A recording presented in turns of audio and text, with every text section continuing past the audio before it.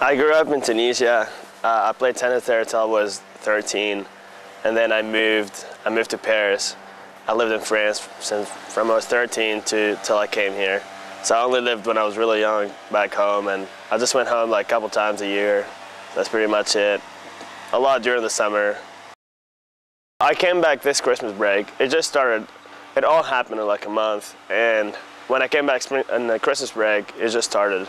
And they closed the airports like 2 days after I came here, so I got really lucky. But it just started at the beginning slow, and then it just kept increasing and increasing. I mean, at the beginning, it started in like the south of the country. But usually, what they do is they'll block the media, and nobody will ever hear about it. And then they will kill as many people as they need to, and then the thing will just be over with. But this time, a lot of people started publishing videos on Facebook, so everybody started seeing it. And as soon as I saw that he was killing people, everybody just went on the street, and then I knew that it was over. Well, it happened before. It happened when I was there. Okay. But what did you see? I saw there like a lot of people in the streets. I heard that people were getting killed.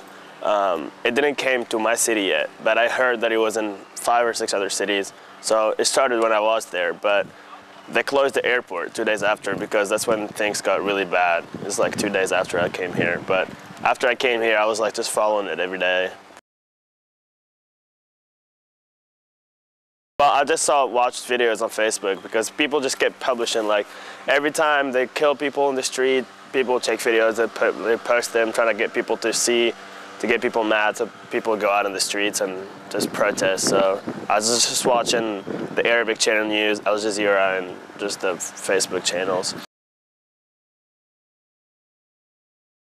I was concerned about my family more after the president left, because after he left behind him like 3,000 like commandos and snipers, because he wanted to come back. So what he wanted to do is he left 3,000 commandos trying to kill people and burn like big areas in the country and stuff. So people say we need him back for the security of the country.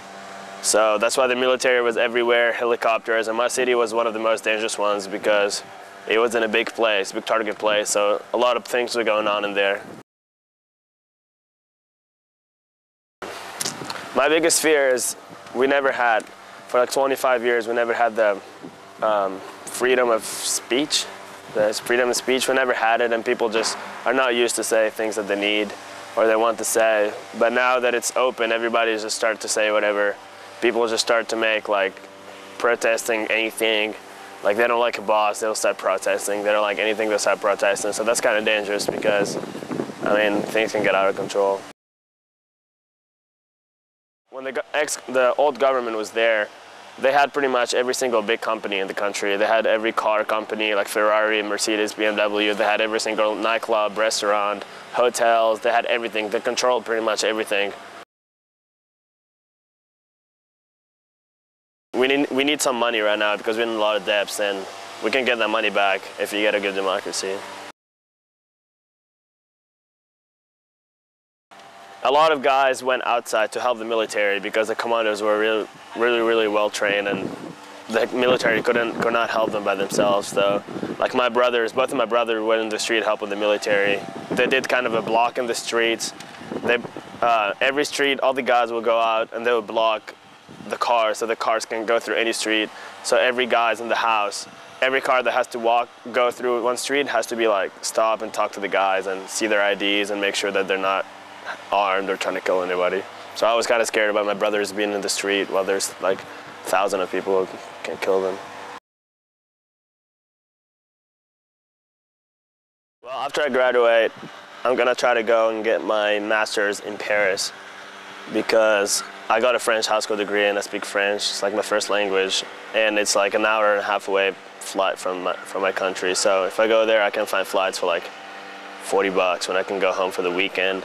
And I have a lot of friends and family that live there, so I don't think I'm gonna stay here after graduation. I'll probably go to Paris, finish a master's degree, and then go back to Tunisia and live there.